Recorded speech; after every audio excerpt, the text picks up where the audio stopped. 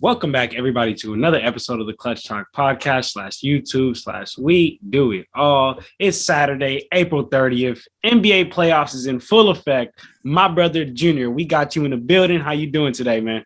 Doing pretty good, man. I'm excited to be here.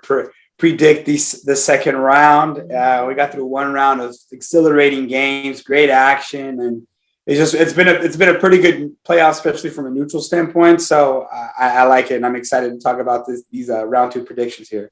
Absolutely, man. So we're excited to have you on, Junior. And I mean, at this point, you're just a regular to the show, man. You've been on here for a minute, man. So happy to have you.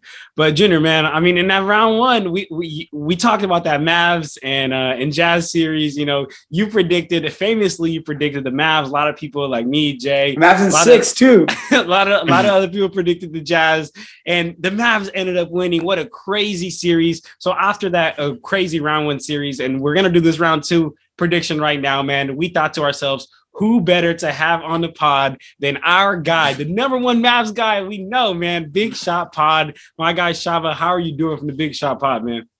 I am doing great. I have not felt this good in a while, and I'm excited for you guys because you guys are about to watch history. You're about to watch Luka win a championship. So, that'd be awesome. I'm excited. Sign me up for that. I'd be down to see that this year. Oh yeah. Oh wow. All right. Well, as you guys see, our guy Shaba is coming on hot, man, with these hot takes immediately, man. So we are excited to have you on. And for all the fans, man, you guys wondering, for family out there wondering where our boy Jay Hill is. Unfortunately, Jay Hill could not make it to this episode, but don't worry, he will be back. And I told my boy Jay, I said the family need to know your picks, so just tell me your picks and I'll run them off for you. So we'll still get Jay's picks and everything. So, but yeah, guys, we're just gonna jump into these round two predictions and just kind of talk about these games. Let's just start off with. Honestly, the best series again. The Celtics are again in the best series, and the first game that's going to happen here, and that is tomorrow on May 1st. Is going to be at 10 a.m. It's going to be Celtics versus the Bucks. All right, guys, let's get into this, man. Because honestly, this is going to be one heck of a series, and in my opinion, winner of this goes to the finals. Like winner of this series definitely represents the East and comes out of the finals. And I just kind of want to, before I really start talking about everything, I just want to talk about how evenly matched up this series is. I mean, yes, we know, Chris Middleton is out, and that's a big bummer, man. But I mean, look, they split the season series. The Celtics right now are averaging 118 points per game to the Bucks 115 points per game. The Celtics are shooting 48% from the field to the Bucks 47% from the field. The Celtics are shooting 38% from three to the Bucks 39% from three, man. So this is just going to be one of those bangers, one of those classics, 7-game series, I guarantee. But Junior, Shaba, talk to me about, some things you guys are seeing in the series, besides the Chris Middleton, maybe going to miss the entire second round. Yeah, I can go. First off, we were talking before we started recording. This is going to be a really fun matchup. I'm really excited to see Jason Tatum against Giannis. Jason Tatum, he's, slowly becoming a superstar before our eyes. He always had the talent. He was just never consistent with it, and this season he is legitimately, someone that the Celtics can rely on. This last series against Kevin Durant, Jason Tatum, I don't think he could have played any better. He could have shot a little bit better, but I mean, considering he was guarding Durant, he had so much energy he could give. But yeah, this Celtics team is really, really tough.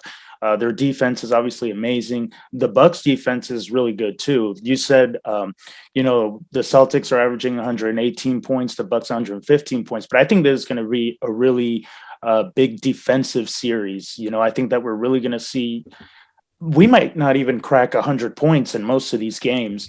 So I think it's just going to be a really physical series. Like I said, the Nets were really easy to score on. They had no defense whatsoever, especially rim protection. So that was really easy for the Celtics to just go in and score in that series.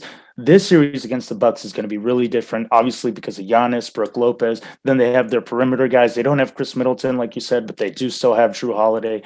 They have other guys that they can rely on, like Pat Connaughton, all those guys. So Bobby Portis. So, I mean, this is going to be a really fun matchup. But, yeah, I mean, the Celtics are looking really tough. I mean, the Celtics and the Mavs were the two best teams in 2022. The Celtics were the number one team with the best defense. And, they've just ascended to be a legitimate contender. And like you said, John, whoever comes out of this series is going to the finals. So I'm really excited. I think I'm going to say that the Bucks are going to get it, but this is going to be a 7-game series. And like I said, it's going to be really physical and it's just going to be really fun to watch. Okay. Jenner, talk to me. Man, I mean, Shaba hit it on the head. It's going to be just a battle of a series. I mean, the guys, these are evenly matched teams, great defensive teams too. That's going to be what's interesting to see because, yeah, like Shaba said, the Celtics just abuse the Nets defense, but they're not going to be able to do that because you have on one side you got Drew Holiday, on the other side Marcus Smart, like two great guard defenders. You got Giannis, who's defensive player of the year. You got Tatum, who's been playing great defense. I mean, he locked up KD. You look at this series, and it's just like both you guys said, just evenly matched teams doing battle. Chris Middleton's injury hurts a lot. It's honestly going to be, that's actually, in my opinion, that could be the X factor in the series. No Chris Middleton is going to make a big difference because you remember those finals games last year. Chris Middleton was putting up some good performance. Not like he was carrying by any means, because we saw Giannis drop 50 points in Game 6. But Chris Middleton was doing his part. He was crucial. Doing his part. Absolutely, and I actually even want to talk about that, Jenner, because you talk about Chris Middleton being the X factor, and I mean, of course, him not being there is huge. It is a clear advantage for the Celtics because what is Chris Middleton to the Bucks? Like when I look at it, he is get me a bucket at any time type player. He is their closer. Exactly, he is their closer. He is their top perimeter player. I know Drew Holiday's out there, but if we're talking about perimeter players, I'm taking Chris Middleton, and that's he just means so much to the Bucks, man. And I think that now with Chris Middleton being out, the Celtics are going to be able to guard the Bucks similar to how they just guarded the Nets, which is really forcing these other guys to beat you, right? So the Celtics could have tried to do this whole force these other players to beat me with Chris Middleton, and he's knocking that down. But now the Celtics are going to do that and force players like Grayson Allen, Wesley Matthews, Pat Connaughton, Jordan Nwora, and put the pressure on them to make the shots. Put the pressure on them to be to be those perimeter players, because I mean the defense is going to be focusing all their attention on Giannis, and in the perimeter they're going to be focusing all their attention on Drew, man. So that's why I think I agree with you. Jenner, you talking about Chris being such an X factor, because if those role players don't step up, man, if they don't step up as those perimeter players and shoot well, it's really going to be like the Nets is. It's going to be very tough. And then just another thing I want to add real quick, Jenner, when you talk about just the importance of Chris Middleton, and yes, he wasn't carrying that Bucks in the finals team last year, but if you just take him out, they don't win the finals. Like they don't get to the finals, honestly. They don't get to the. He was closing games against. I think it was against the Sixers last year. No, the Sixers lost to the Hawks. Final? The Sixers lost to the Hawks. Yeah, but he was carrying the team. Throughout the playoffs. I mean, they beat the Celtics last year. They beat the Celtics last year, yeah. And Middleton was carrying closing those games. He was closing those games because they're gonna cover Giannis. Giannis is not a reliable shooter, so Chris Middleton was out there closing games. So that's a critical miss, and honestly, it could kind of swing the series. If he misses enough games. I mean, I think if you have Chris Middleton looking at being out for more than 3 games, which I think he will. Look, the report is that he's going to miss the entire series. That's the report right now. But I want to talk to you guys about this in this series. Like, all right, so does Tatum? I mean, shout out Tatum. Great job on Kevin Durant. One thing. Sorry.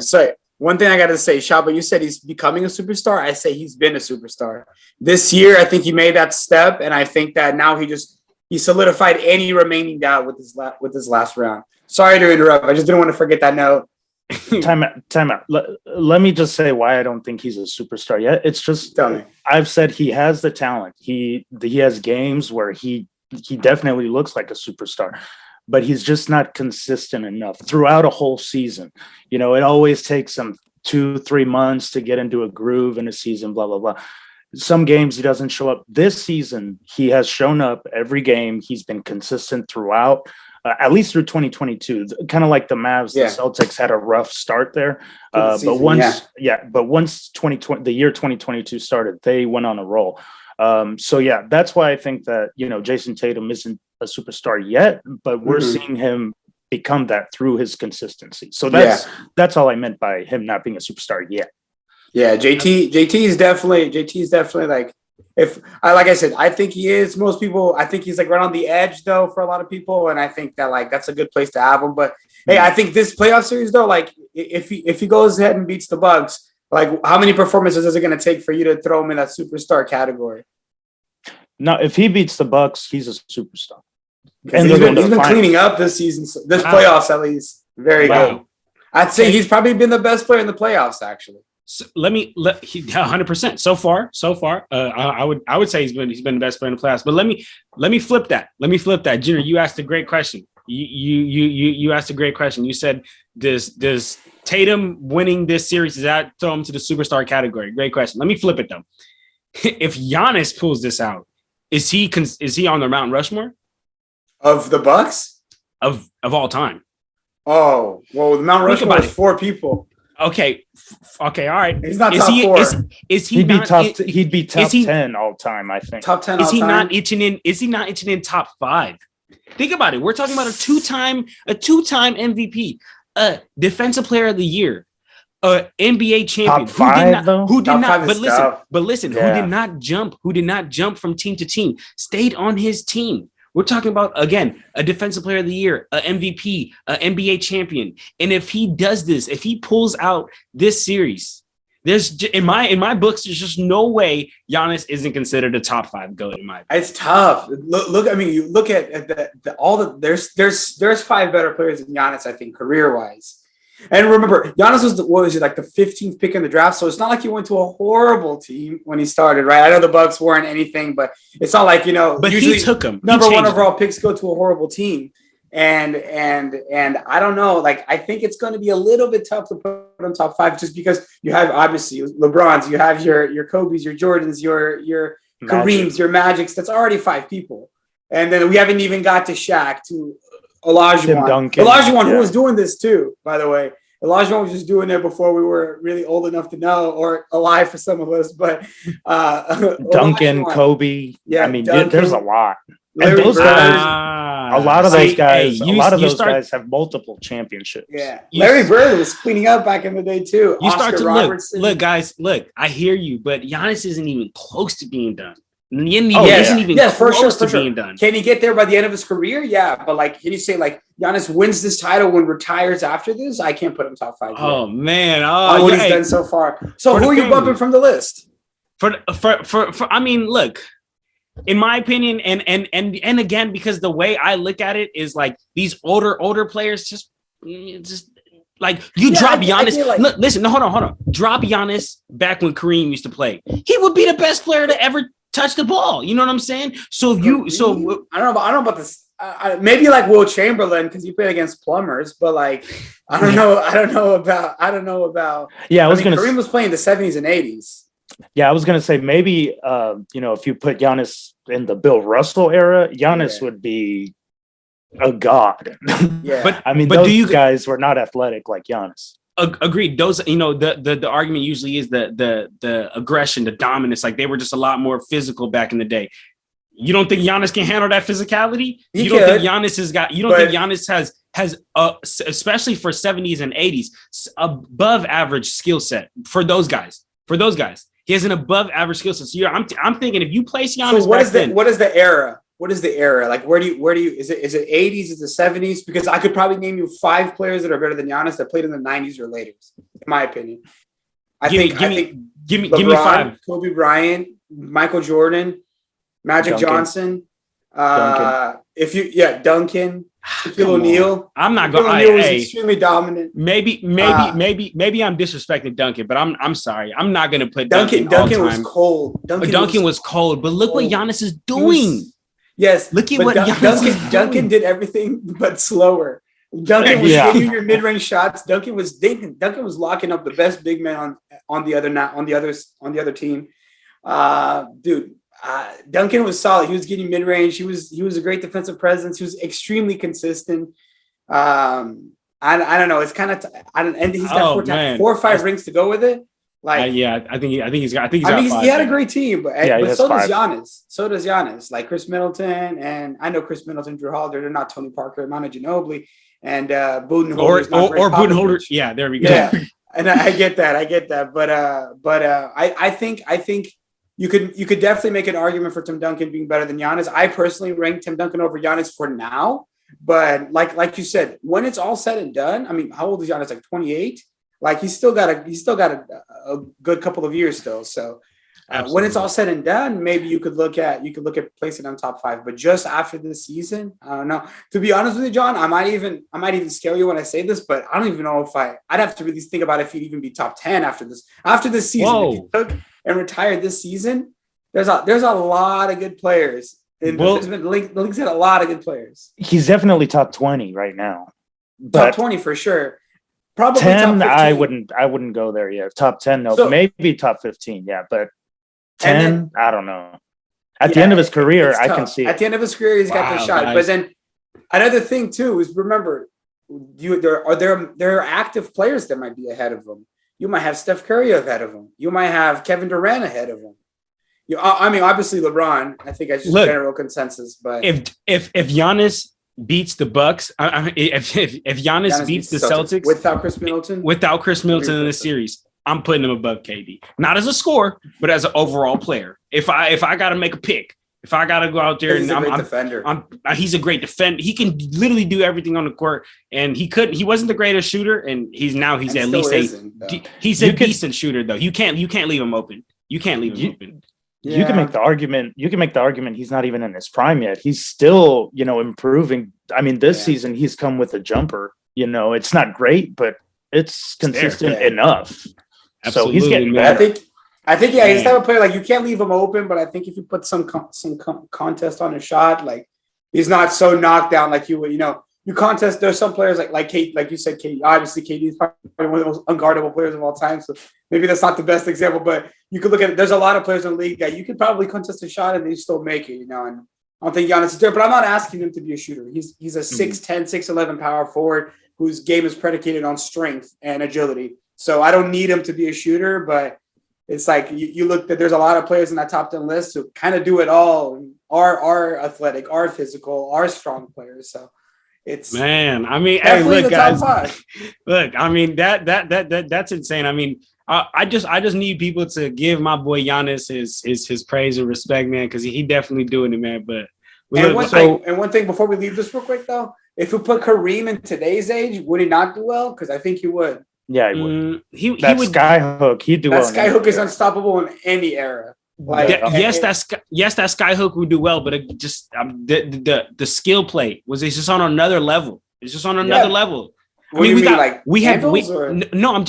I mean, as far as just as everything. Look, this might not be the greatest example because the Nets just got bounced, but Bruce Brown, okay, Bruce Brown is a guard who has this skill and the ability to guard bigs. Right. I'm not saying I'm not saying he's going to be guarding that Skyhook, but I'm saying that his skill set is so like he has quick feet. He's smart. All these things. Marcus Smart. He oftentimes is guarding the other team's bigs. And that's because the skill set. I just think that these players nowadays are just too skilled. I think the last generation that you can start seriously, genuinely being like, oh, like, this guy may be better than that. And I think it's that Larry and Larry Magic. It was Larry Magic. Okay, so the 80s. Yeah, Larry Magic and the rest is just like, man, you're too old. Like, you're not. Mind you, Kareem played in the 80s, and he was like in his late 30s, and he was giving it to them boys. He was like LeBron out here. He was like 36, 37, and like he wasn't prime Kareem, but he was still like. I mean, there's a reason he's a top scorer of all time. It's not just because he played for 22 years. He's a consistent scorer. He's definitely a bucket getter. Yeah, so real quick before we end the topic here on this series, if you're the Celtics, how would you defend the Bucks? Would you put Jason Tatum on Giannis? Because that's gonna take some of his offense away from Tatum, because that's one hell of an assignment to have to guard Giannis. Yeah. Would you try and, see if Robert Williams can do it? Al Horford? Who would you put on Giannis? Me personally, that was actually the next question I was having. Do you have Tatum on Giannis? Me personally, I don't go with Tatum on Giannis just because Tatum is so important for the Celtics to be great offensively. Like, you don't want him getting tired. You don't want him getting worn out trying to guard a player like Giannis who's going to bump into him, give it to him. I think yes, you try to go the whole Time Lord Rob Williams way. But I think you just kind of have to do a team collective thing, man. You got to constantly be building that wall. You got to be throwing bodies. I know Marcus Smart isn't big enough, but Marcus Smart needs to be there to double every time on the catch. Every time Giannis catches the ball, they need to be harassing him, and get back. I've said this before on this pod. The Celtics have amazing defensive rotations. I don't see them miss defensive rotations rarely. I rarely see them miss defensive rotations. So I think that you really try to go Rob Williams on him, but that's one guy is not going to work. You have to throw multiple bodies at him. He has to definitely see Al Horford in the paint every single time when he gets down low. I know Al Horford's like 50, but the man's like, he's a big body down low, and that's where Giannis is going to be looking to get to, man. So I think that Al Horford's got to be up there big, standing like a wall. And they got to build a wall, man. You don't guard Giannis one-on-one.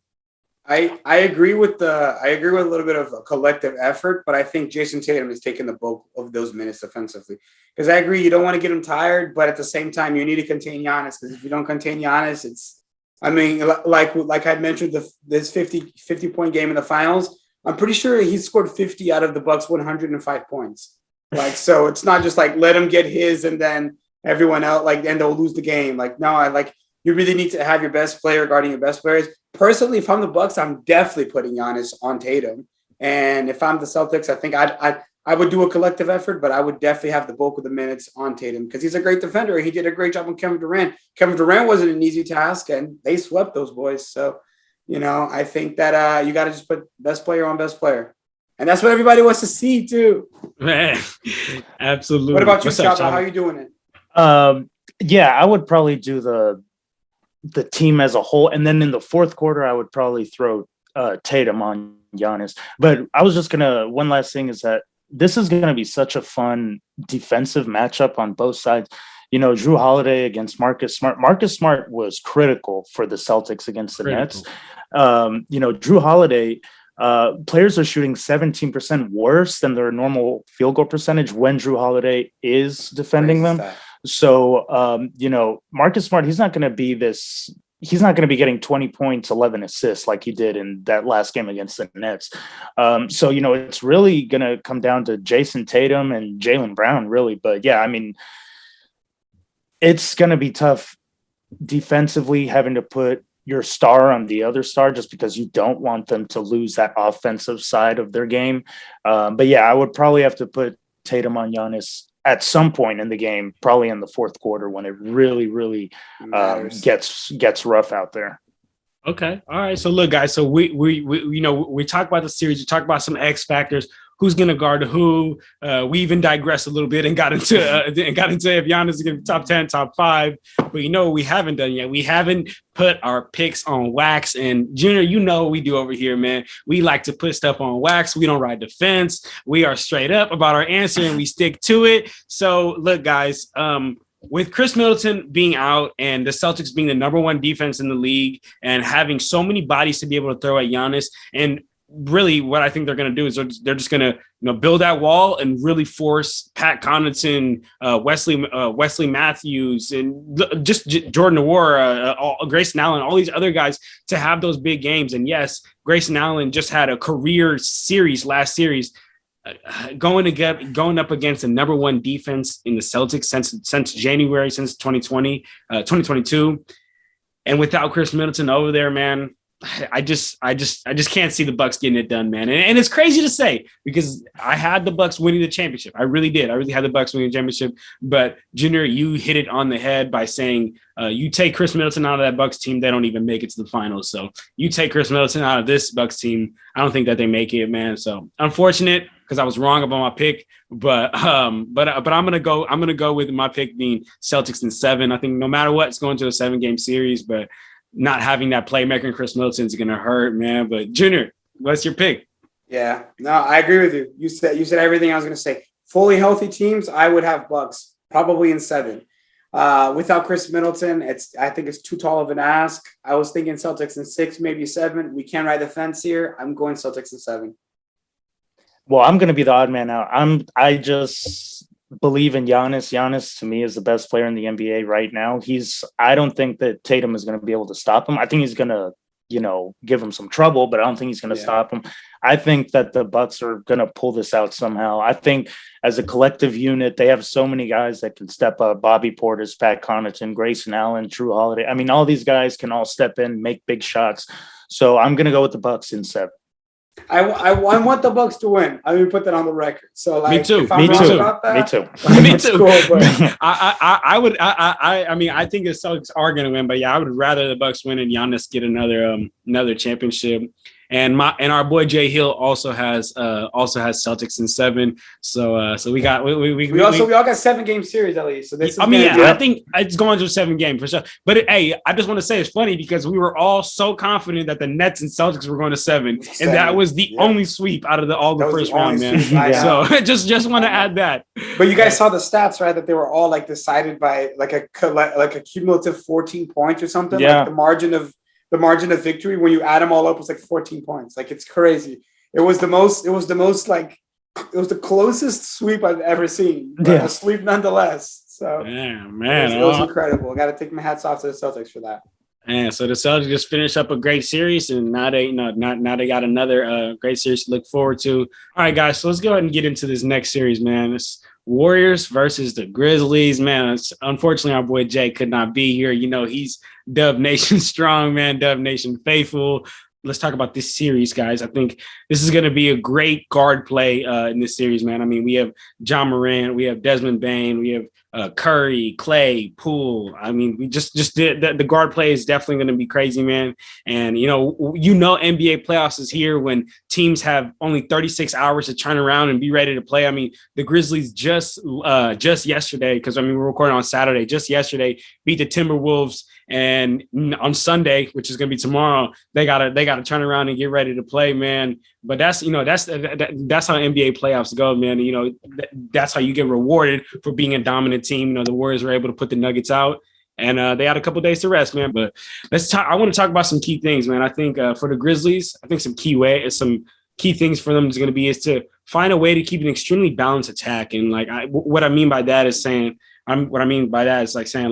the Warriors, it's no surprise that they're not the greatest team at defending the big position. And yes, Draymond Green's been doing a good job at that, but he's only one person. So I think the Grizzlies always need to have at least 2 shooting bigs, which they have. They have multiple shooting bigs on their teams. They need to have at least 2 shooting bigs out there to force the Warriors defense to decide whether you want to stop that paint presence or if you're going to stop the 3-point shooting of the Grizzlies, man. And I also think Triple J is going to be huge to that.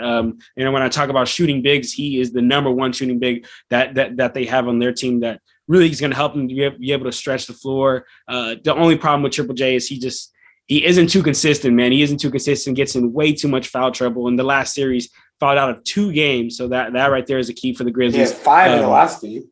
Exactly, right. So that's a key for the Grizzlies. The Grizzlies need to keep that on check, keep that on lock. Because if he's not out there, I don't think they really stand a chance against his Warriors team. And another key point that I got to bring up is this second chance points, man. The Grizzlies right now, they rank 1st in the league for offensive rebounding, while the Warriors rank 27th in the league for offensive rebounding. So I think that the rebounding, hitting the glass, who's dominating that every game is going to be a key factor. I mean, these second chance buckets, as basketball players, we know that that's huge. It's how you get back into games.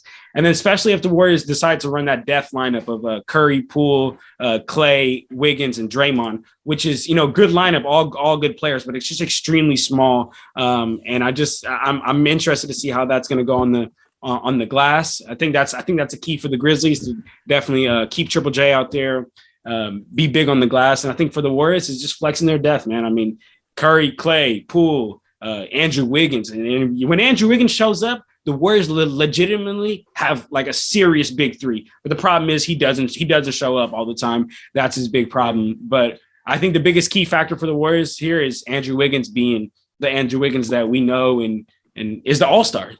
Yeah.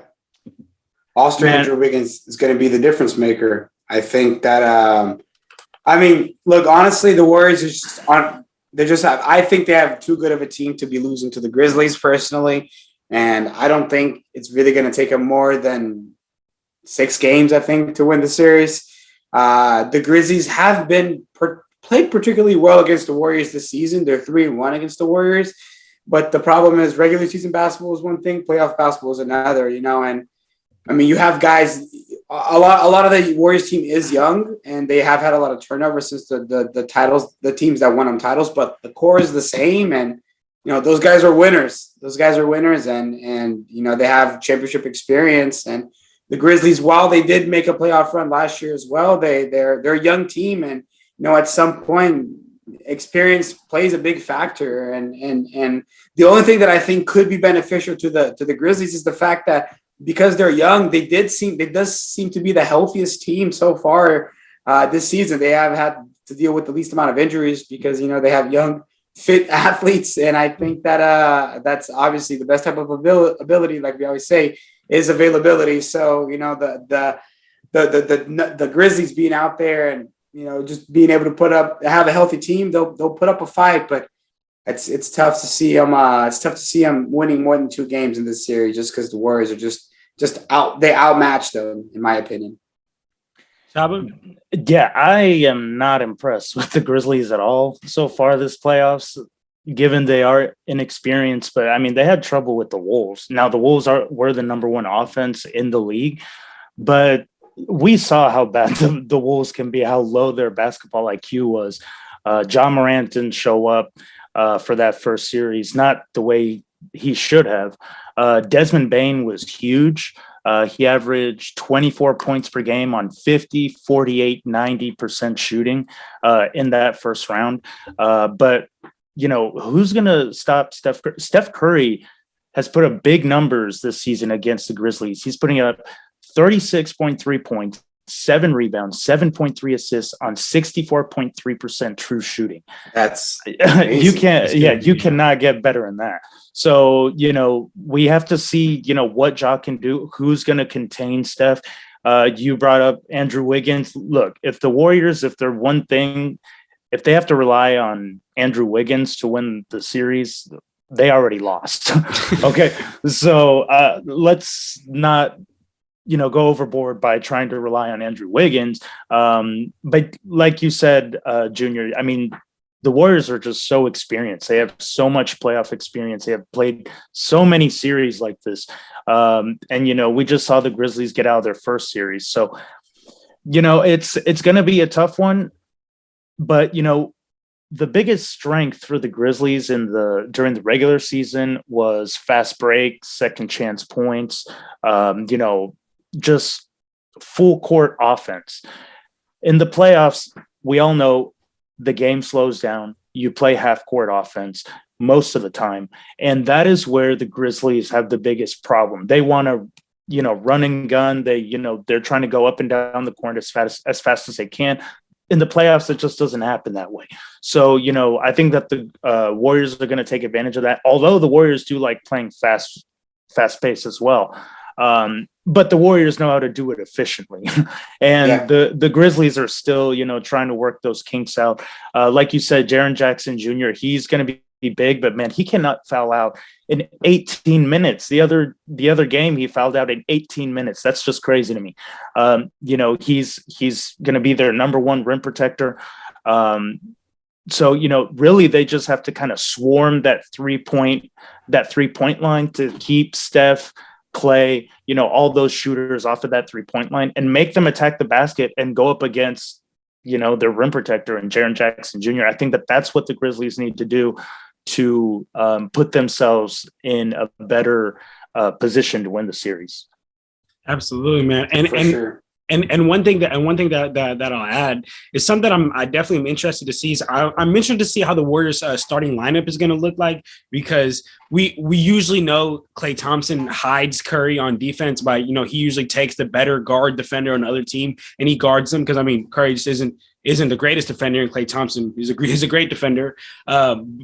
While I think Ja Morant is a better player than Desmond Bane, and I think everyone would agree with me, Desmond Bane played much better in that last series. And I don't think Desmond Bane nor Ja Morant is a good matchup for Curry to be defending. Yeah. Just isn't a good defender. But with all that being said, I still think the Warriors are going to be able to pull this out. Jenner, did you say 6 or 5? I said 6. You said 6. Okay, I'm pushing one more. I'm gonna go 7. And the reason I'm gonna go 7 is like I said, that Grizzlies height. I mean, especially if the Warriors run that def lineup, the Grizzlies second chance buckets that they're gonna get. And more than anything, Shaba, you said it. Ja Morant played like booty cheeks in that last series. And yes, it was the Wolves, and the Warriors are so much better than Wolves. The Grizzlies still got it done. Now, if you keep all that there and add Ja Morant, generational talent, I think that at least can bode you good for 3 games. And then that last game, that 7th game, I think Game 7s, you know what they usually are to me? Who's the best player? Who's going to rise to the occasion? And I think the Warriors not only have a deeper team, but they also have just the best player in the series, and that experience. And probably the second best player too. I know. They can have an argument though. Like Klay Thompson is nice. No, there's a very good argument. It's a very good argument, but they have more of the better players than the Grizzlies. They're a deeper team, and sure. And what they experienced, Shaba, you said it best, man. I think that they have the experience to play in a half-court type offense. They have the experience to run fast-paced, so they can really match the Grizzlies in any way. So I'm going to go Warriors in 7 for this one. What you got, Shaba? Like I said, that last series did not make me feel good about the Grizzlies, so I'm going to go Warriors in 5. Ooh. Okay, you got 5, 6, and 7. Look, the only thing I think that would help the Grizzlies a lot is the fact that they were down by double digits. I think in like every single one of their wins that series. Like I think it was like 13 was the smallest deficit. So one thing that's for sure is they got used to being in a position where their backs are up against the wall and responding well. And they did that every time. Now, obviously, like both of you guys said, responding against the Minnesota Timberwolves is one thing. Against the Golden State Warriors is a very different thing. So we'll have to see if they're going to have enough gas in the tank to get there. But honestly, it was like I think Desmond Bane was given an interview after Game 6, and they brought up how much like the Grizzlies are constantly, in a losing position where they come out and win. And Desmond Bane said that they don't want to be in that position. They do it because they have to. They can get out of it, but they don't want to be there. And they have to be careful because being there, like we said, being there against the Wolves is one thing. Against the Warriors is a completely different thing. Like the Warriors are good enough to keep teams there. Absolutely. So it's going to be something that the Grizzlies are just going to have to learn how to really get out the gate running and keep running, right? And I think that is going to maybe get them 2 games. That's why I put them in 6. Okay, all right, and then our boy, just real quick, the Grizzlies cannot afford to go down 26 points to the Warriors. They're not going to come back from that. They're not coming back from the Warriors. Yeah, so they need to stay in the game. Yeah. Agreed. Yeah, but I like that. Go ahead, Jen. You're gonna say something? I was just gonna say, I like that. They're not coming back from a 26-point deficit to the Warriors.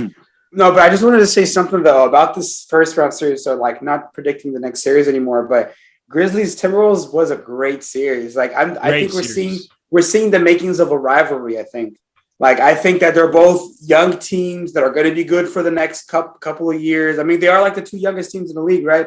Or I think the Grizzlies are the youngest, and the probably the Pistons and the Rockets. Aside from the Rockets, right?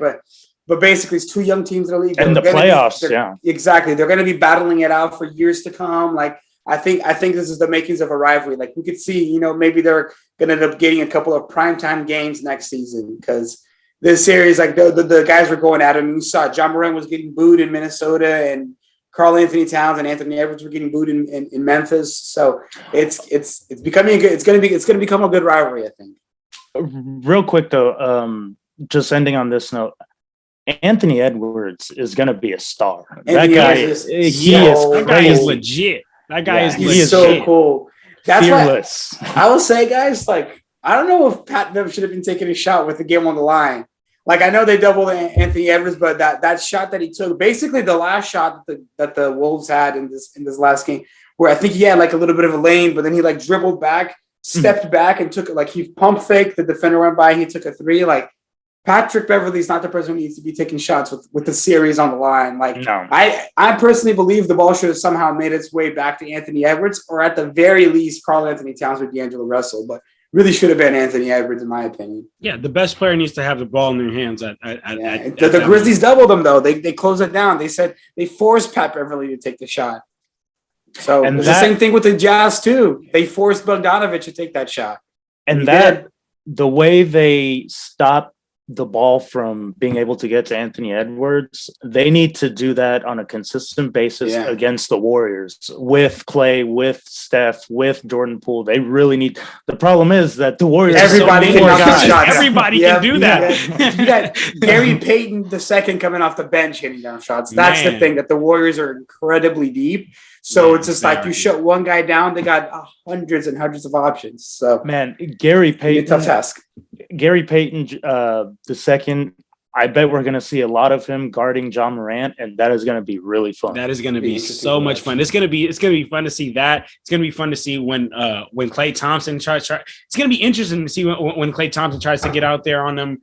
Because this is going to be a super exciting series. And then definitely want to include here for my boy. This is Jay. Jay has Warriors in 5, so he's agreeing with you, Shava. He's feeling confident. He's feeling confident, man. My boy got Warriors in 5. I mean, I don't blame him. Warriors are looking good right now, so all right. So then let's keep it pushing, man, and let's get to the next series. Shava, this is why we got you on the pod. I mean, you are a guy, Shava. You know what I'm saying? We love to just have you on, but this is why we really have you on the pod. It's the Suns versus Mavs series. And honestly, Shava, I'm just going to give you the floor. You know, go ahead. Floor is yours, brother. Floor is yours, my brother. Talk to me about whatever you feel, whatever you see. Okay, so I was telling John when we weren't recording, I was telling him that this Mavericks team is really different. Okay. Everyone, and I talked about this too with you, everyone's saying, oh, the Suns have won the last 9 games against the Mavs. The Suns own the Mavs, blah, blah, blah. The Suns have not seen this Mavericks team. This Mavs team was the second best defensive team in the league since January 2022 behind the Celtics. We ended the season, I think 7th, something like that, because we were really bad at the beginning. We are the best. We're the best team at defending the 3-point line, which is going to be huge against the Suns, because the Suns, their strengths are 3-pointers and jumpers. They don't really attack the basket as much. So the Mavs are really going to have to make them do that. Now, the problem with that is that the Mavs really don't have much interior defense. So that is going to be a problem, because we only have 2 bigs. We only have Dwight Powell and Maxi Kleber. And whenever one of those guys gets into foul trouble, we have to put Dorian Finney-Smith at the 5, and he's like 6'8". So our big thing is small ball. It worked against the Jazz. I think it can work against the Suns. I don't think that DeAndre Ayton is way better than Rudy, at least offensively. Yes. So they can at least rely on him to make some shots. But, DeAndre Ayton is, he's not very good in contact. He's not as physical. So I think that we can do well with that. But yeah, this Mavs team, we have Luka Doncic, who is going to be, he's going to end easily. We were talking about Giannis, where he stands now. At the end of his career, Luka's going to be a top 10 easy. And I would even push top 5. Wow. Yeah. Jalen Brunson. He's going to need some rings for that, Shava. He's going to get it. He's going to get it. Jalen Brunson was huge. He came out as a star. Coming into this series, everyone was saying, oh, Jalen's going to make $20 million. He's going to easily make 30. Okay. So the Mavs better pay him here in the offseason. Jalen Brunson, 27.8 points, 4.8 rebounds, 4.2 assists, 48% from the field, 36% from 3, 85% from the free throw line. He was huge. I mean, even with Luka in the game, once Luka came back, sometimes I didn't feel as comfortable with Luka handling the ball. I wanted Jalen to take it because it feels like Jalen is just instant buckets. I mean, he just goes into the paint he was going up against Rudy Gobert, the 2-3-time defensive player of the year, the number one shot blocker, and Jalen Brunson was just taking him to town. So we got Luka, we got Jalen. We have Reggie Bullock, who is an incredible perimeter defender. We have Dorian Finney-Smith, who is the second best defender in the playoffs. I mean, this team is just completely different. We were the slowest paced team in the regular season, which is actually good because, like I said, in the playoffs, the game slows down. So we're really good at half court offense. So we're really going to work that well. And look, the Pelicans exposed the Suns here in the first round. The Suns are not this, majestic team. Like everyone is talking about the Suns like they were the Warriors in 2017. No, 2016. This Mavs team can really expose this team. And I think that I think there's going to be a 7-game series. And I'm going to say Luka is clearly going to be the best player in this series. Now he is going to have Mikal Bridges, Cam Johnson on him. But no one can stop Luka. I don't know if you've ever noticed, but no one. Luka went up against Kawhi and Paul George and Patrick Beverley, the three of the best defenders in the whole league, and he ended with like 48 points in a game 7. So I'm not worried about that. But yeah, this Mavs team, like I said, we are completely different. We're a great defensive team. We can score. We're a great 3-point shooting team. We're reliable now. I mean, everything about this Mavericks team screams 2011 to me. There's so many coincidences that are so alike, except Dirk. But we do have Luka Doncic. So look, as long as we have Luka, I'm not worried. The number one thing though is Jalen Brunson. He is going to have a lot more length to go up against with the Suns, and that has been a problem for Jalen Brunson in the past. So, if Jalen can, just keep attacking and, get shifty with it, he has to have maybe even the best footwork in the entire league if you watch Jalen Brunson down in the paint. So, if he can just expose those guys, as long as Jalen can continue, I'm not going to expect him to average almost 30 points, but if he can stay in that 20, 25 point range, along with Luka doing what he does in our defense, as long as we can run the Suns players off of that 3-point line, I think we're golden. And I think that the Mavs are going to get this in 7. Wow. Look, Shaba, look, hey, I love it. I love it. And I love the Mavs. I love Luka.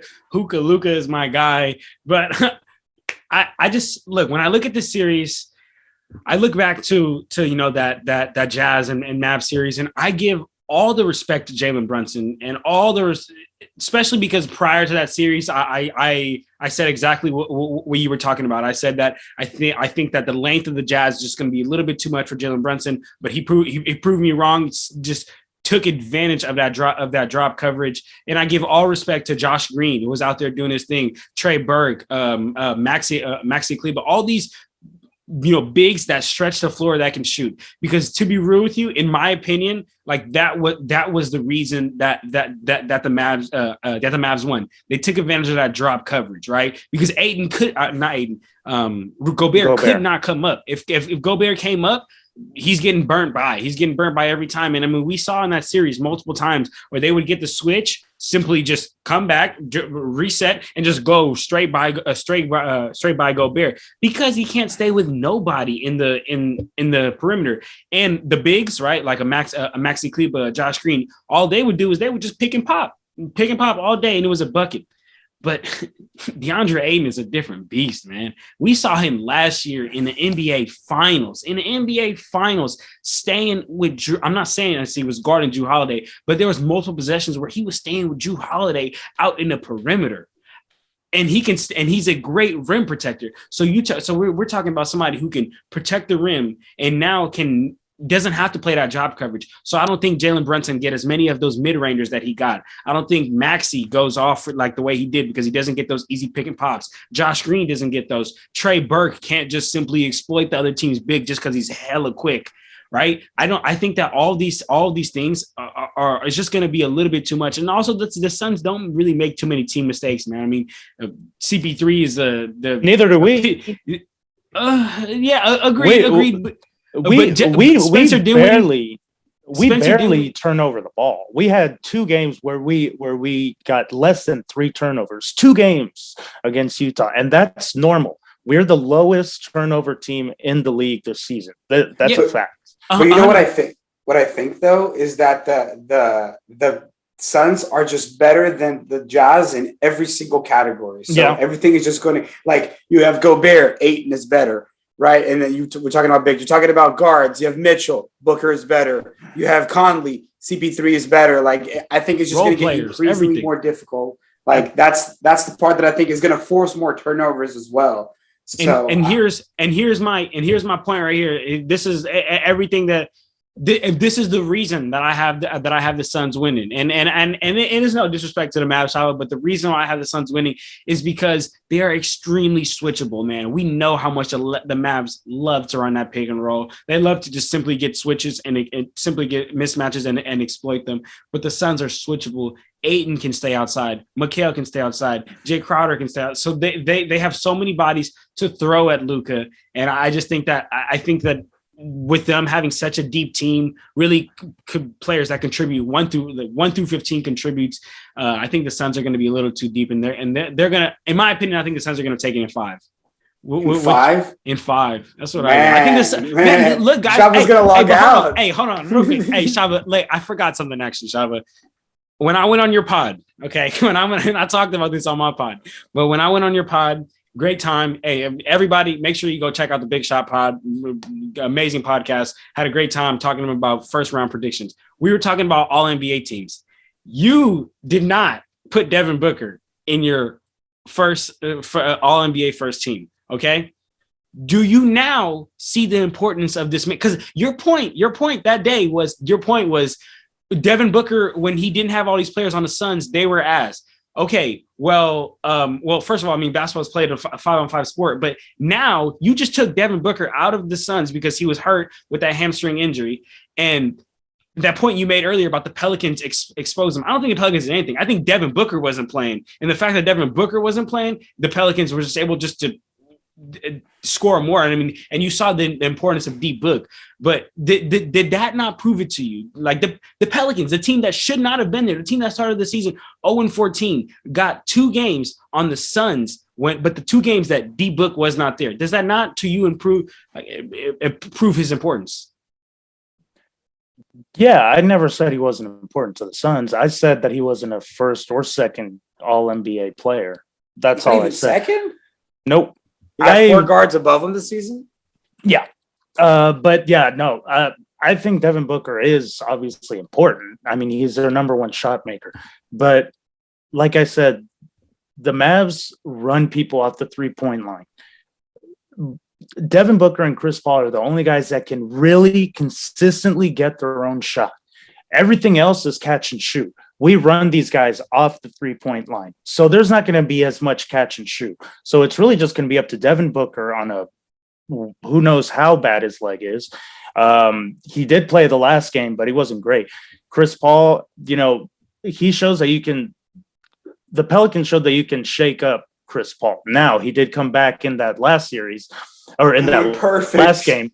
Yeah, he did come back for that, which is fine. But like I said, we have great defense. We can run guys off of the 3-point line. Like I said, it's their number 1 strength, 3-pointers and jumpers. And that's our best. That's what we do best on defense, is running guys off those. So really it's going to be up to Cam Johnson, Jay Crowder, all those guys creating their own shot. And they're not that great at that. So, I'm confident with the Mavs, and like I said, Mavs in 7. Man, Jenner, what you got? Man, I mean, this is a tough series. I think that the Mavericks have the best player in the series, and that's Luka Doncic. I think he's far superior player to Devin Booker. So that's definitely a benefit. But like you said, the Suns are very, very deep, and not that the Mavericks are not deep. I just think the Suns are deeper. They have a lot of great contributors coming off the bench, and so do the Mavericks. So I don't think I definitely don't have it going in 5. Like, I think that's the, I think I'd have to give the Mavericks a couple more games, but we have to see, one, how is Devin Booker going to be? Because if Devin Booker is going to be, 50% of what he usually plays, like if he plays like how he played in the game he came back, I could see it going to 7, and maybe even going up Dallas in 7 if Devin Booker plays the way he played. The thing is, I don't think he will. I think we're going to get a little bit better performance from Devin Booker throughout the series. So I actually think we'd probably see the Suns winning this in 6 or 7. I definitely don't have it being under 6. I'd probably say, look, I think Luka could definitely take probably one game in Phoenix, definitely a game at home. The Suns probably take a game in Dallas. That's 2 games. I'm going to say Suns in 7. But look, Shaba, I want the Mavericks to win. Don't get me wrong. I don't I'm never coming back. I want the Mavericks to win. I just think that the Suns have a really, really good team, and they're very deep. And again, not that the Mavericks are not. I just feel that the Suns are a deeper team. And I mean, you're still getting valuable minutes from JaVale McGee when Ayton is not on the floor. You're still getting valuable minutes from all the role players. Mikal Bridges, as John says, he's like the ultimate role player, right? And I think that there's a lot of pieces in Phoenix that you can, like John said, they're a very switchable team. And I think that's a lot of these pieces are going to kind of be able to fall into place and help propel the Mavericks to the Western Conference Finals. That's what I think. But it's going to be a good series, though. I'm not trying to count out the Mavericks at all. Like, it's not a slide on the Mavericks. It's just Suns are a very good team. And look, when we played the Suns earlier this season, Luka didn't play for 2 games. It was like a 2-point game, 3-point game in 3 of those 4 games. One of them it was like our first game, and it was Didn't count. not good. Yeah. But, like I said, and everyone talks about, the Suns are such a clutch team. They're the number 1 clutch team. In 2022, the Mavs were the number 1 clutch team. So, like I don't think the Suns are a clutch team. I just think they're a good team. Like, I think that they kill them early on and they keep their foot in their necks. And I think that they're that type of team. Yeah, all I'm saying is this is a completely different Mavs team than anything that we've seen the Suns play up against when it comes to Dallas. But we got the best player in the series. I'm not worried. Mavs in 7. I love it, Shaba. Hey, Shaba, let me ask you something. Honestly, are the Mavs championship ready? I think they can win a championship. I legitimately think like against you think that, like, and not even just out the West, yes. I wouldn't say I agree with that, but I'm not far off. But you think that they could beat the Celtics in 7 or Bucks in the 7-game series? I think we can. I think that we can legit. I'll admit I'd rather play the Celtics than the Bucks when healthy. But I think I've been saying it for the last month or 2. This Dallas team is so different. There's just a different energy to them. Their defense is amazing. Their offense, they're making shots. They're consistent. Our role players are all stepping up. Dorian Finney-Smith has just been amazing defensively and offensively. I mean, the guy's 30 years old and he still adds stuff to his game every season. And he was undrafted. And now he's making $55 million, contract. So look, Jason Kidd has been amazing. I was not happy with the hire when we got Jason Kidd. I remember you were on the pod when they hired him. Yeah, but he has completely turned this team around. I don't know what his speeches are at halftime whenever we're down, but anytime we're down at the half, Jason Kidd gives some sort of godly speech and the Mavs come back and always come back to win. So I'm not worried. I legitimately think this Mavs team is a contender. And you know what? I love that everyone is counting us out because we always play better when we're underdogs. Whenever we have more pressure on us, that's when, we do kind of get too confident. But, I love being the underdog. So, yeah, Mavs in 7. We got this. I love it. And definitely be a good series. And then our boy Jay has Suns in 6 here. So we'll definitely be looking forward to that. So, then, guys, let's get to this last series here, which honestly, I was really excited for it until I got the news of Joel Embiid. But that's the Heat versus 76ers. I mean, Joel Embiid. I'll go first because I'm relatively quick on this one. Honestly, guys, like Joel Embiid out indefinitely with a orbital fracture. For my people out there who did not go to college, to face fracture, he fractured his face. And that changes literally everything. So I had concussion. And the concussion. There we go. And his finger. Remember, his finger is still he's still hurt. Right, he's beat up. Right. So I had the Sixers winning before this. Right. But this indefinitely is just so unsure. Like there's no timeline. It's not saying like 1 or 2 games. Like even if he missed this, even if they said like he's going to miss the first 2 games, but he'll come back. I would have faith that the 76ers could pull this out because, again, I really like that pairing of Harden and Joel. I know Harden hasn't been all that, he's made out to be, but I think that he can put it on. He can put that pressure on. But that indefinitely is just so like unsure, and I don't really know what to base my take off. So I have to base my take on like what I'm going to say based on what's there, man. And and what's there and what's consistent is the Miami Heat and their effort and their amazing defense. I mean, the Heat may not always play well, but they always give amazing effort, and that usually correlates to them playing great defense because defense usually just is effort. And I mean, honestly, in my opinion, like that's more than enough to hold down super hobbled Joel Embiid. James Harden, yes, he can put that pressure on you, but just definitely just slowing down a little bit. So if there's no Joel Embiid, you're telling me you got that whole Heat team who's predicated on defense, who predicated on shutting people down, who's actually did a great job last series of focusing just on one player. Now you got them focusing just on James Harden, who's 33 out of shape. Man, I don't think it's looking very good for the for the 76ers. And then just to add, if Joel Embiid like plays, like this is the worst series to play injured on. Like the Heat, like they're gonna your fingers hurt. Like, I'm gonna test it. That's the type of team the Heat are. They're gonna slap the ball, really try to get your finger on the way down, and not on some cruel stuff, but just I gotta test your finger. If you're willing to play, then let's see. So unfortunately for this one, man, is because I had the Sixers doing it, man. I had the Sixers going to play the Bucks in the Eastern Conference Finals. But I got to switch, man, and go with the Heat in 5 for this one. Joel Embiid in 5. In 5. Wow. In 5. Yeah. The Heat are dogs, dog. Yeah, no, they are. They are. The difficult part with Embiid is that, well, first, the fact that he has a concussion means he's out for at least five days. I don't know if that's 5 days from the date of concussion or if that's 5 days from when it was diagnosed. Mm-hmm. But if it's 5 days from when it was diagnosed, that means he's missing 2 games. And if it's from the concussion, I think he'd only miss it's from the concussion. It's from the concussion? Okay, so I think he'd only miss game.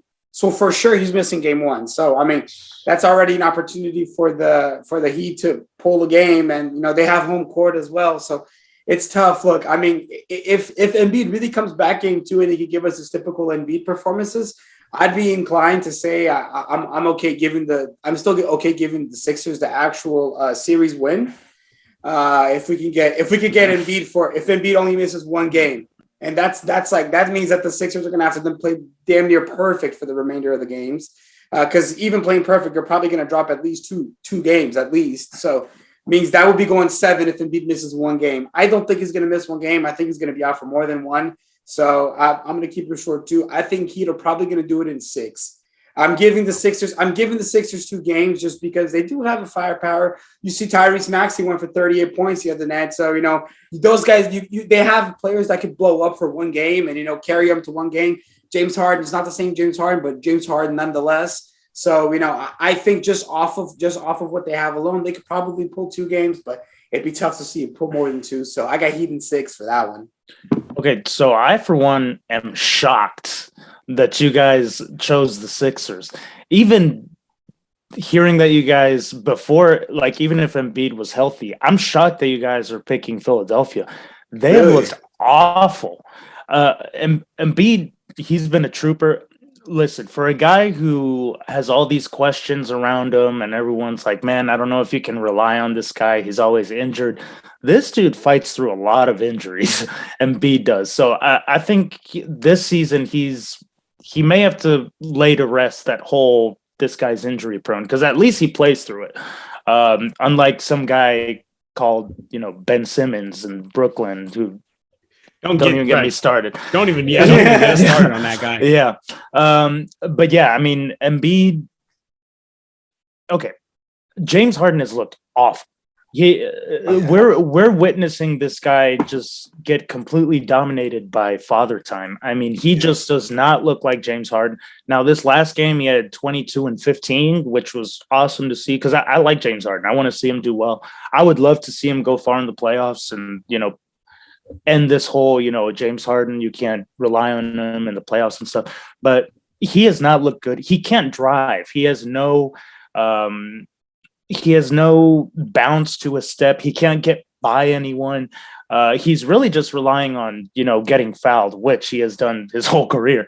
But, now he's not doing it efficiently. Now, Tobias Harris in that first round, he did average 18 and 10 on 52% shooting from the field and 43 from three. So if we can do that, great. But Miami, they're just such a physical team defensively. I'm worried for James Harden in this series. He's going to have PJ Tucker. He's going to have, why am I blanking? He's going to have PJ Tucker. He's going to have Kyle Lowry. Bam Adebayo. Yeah, he's going to have all those. Yeah, Bam Adebayo at the paint. So this is going to be really tough. I am not so worried about Embiid missing too many games. I think he might miss one game. I don't think he'll miss more than that. At least I hope, because that would really suck. Just from a basketball standpoint, I just want to see the best players out there, but also from an Embiid standpoint, because you want to see him at least get a chance to have a fair shot. But yeah, I mean, I don't know. James Harden has just not looked good, and I'm worried for Philly, man. This offseason, they have a big decision to make. If they give James Harden this big contract, he's going to be making $60 million at age 38. That is scary as hell if you're a Philly fan. But not going into the offseason, this Philadelphia team, they just don't have it to me. Like they just don't look like a legitimate contender. Embiid is awesome. He's going to be the best guy in the series for sure, if he can play, which I think he will, at least for 6 games if it goes 7 games. But yeah, I mean, I don't know. Philly, Doc Rivers isn't the best coach. He's proven, James Harden is not reliable. Tobias Harris has never been reliable. Tyrese Maxey has looked great. He looks like he's going to be a star in the league, which is awesome. But is that enough to get by, Miami's great defense and then Jimmy buckets, because that's how he's playing, between Butler, Hero coming off the bench. I mean, these guys, Miami's going to be a tough out, and I think Miami's going to get to the Eastern Conference Finals, and I think that they're going to beat Philly in 5 or 6. I don't want to be disrespectful and say 5, so I'll say 6, but I'm kind of leaning more towards 5 over Philly. Yeah. Look, I'll say Philly, in my opinion, would have won if Joel was there, because simply I'm on the merits of there's not a single soul on there that can get close to Joel Embiid and his dominance, and especially when because when Joel Embiid plays, that changes the entire game, because now the defense is going to have to collapse. You have shooters outside. You hit your shooters. Now you got other players rolling. That changes the whole dynamic of the game. But if he doesn't play, I don't see that the Sixers really be able to do anything. This is really starting to the whole Ben Simmons thing is starting to really bite them in the butt, man, because they just gave away way too much with Seth and Andre Drummond. And I know Andre Drummond is I mean, I'm not he's not a great player, but look, when Joel Embiid was out earlier in the season and Andre Drummond was here, I believe he had like 2 or 3 like 20 games, like 20 points, 20 rebound games. So he's not he's not like a low life out there, man. You throw him out there and he can do some. He's a big body. At least he's a body. At least he's a body. At least he's a body. Bigger than anybody on the Heat. Bigger than anybody on the Heat. And mind you, he's a 3-time. He's a 3-time a rebounding champion. Like, okay, rebounding don't win you the game, man. What you talking about? Getting a second chance buckets, everything, pushing the pace, all of that. So look, I agree. without Joel Embiid, it's going to be tough. Sixers are just really feeling the effects of that Ben Simmons trade. Seth Curry would have been freaking huge in this series. To where I just talked about right now, you having Joel Embiid, defense crashes in, you hit a Seth Curry instead of hitting an inconsistent Danny Green. Oh, that's so much better, man. So unfortunately, it's over for the 76ers. I got Heat in 5, yeah. As of now, though, it looks like the Nets didn't win that Ben Simmons trade either because he hasn't played. And I don't know if he's going to, because you see that the Nets wanted him to play the game 4 and he didn't. So that's going to be more fractured relationships. Like, cannot stand that. It's honestly, like, it seems like we thought it was going to be a win-win trade, but it looks like it was a lose-lose trade for both sides because no one really walked out of that one. I have tough. I have a hot take. I think in a year, Ben Simmons won't even be in the league anymore. In the league, yeah. It's really looking more and more believable. I was thinking about it. Really, it would be. And you know what's funny? If that happens, John, I gotta give it up to you because John said Ben Simmons shouldn't even be in the league because he couldn't shoot.